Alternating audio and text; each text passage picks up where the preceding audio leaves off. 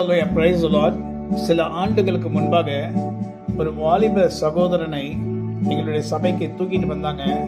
அந்த வாலிப சகோதரனால நடக்க முடியல, வாய் பேச முடியல, எழுந்து நிற்க முடியல, கையில் ஆட்டம் இல்லை, அசைக்க முடியல, ஒன்றுமே பண்ண முடியல.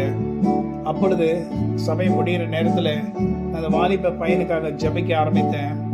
அப்பொழுது கர்த்தருடைய வல்லமை அந்த மகன் மேல் இறங்கி கர்த்தர் அவன் கட்டுகளெல்லாம் உடைச்சி அவனை எழுந்து நிற்கும்படி செய்து, வாய் அசைத்து பேசும்படி செய்து, எல்லா மனிதர்களை போல அதே நிமிஷத்துல கர்த்தர் மாற்றினார். அதை பார்த்த உடனே அந்த பையனுக்கு ஆச்சரியமே இல்லையோ, எனக்கு தான் ஆச்சரியம் வந்தது. உடனே ஒரு பாடலை கர்த்தர் எனக்கு கொடுத்தார்.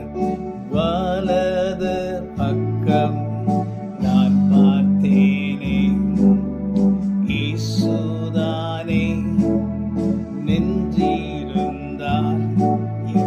இடது பக்கம் பார்த்தேனே, இயேசுதானே நின்றிருந்தார். என் முன் பக்கம் பின் பக்கம் எப்பக்கமும் இயேசுதானே நின்றிருந்தார். என் முன் பக்கம் பின் பக்கம் எப்பக்கமும் இயேசுதானே நின்றிருந்தார். என் அருகில் வந்து என் கரத்தை தொட்டாரே தொட்டாரே.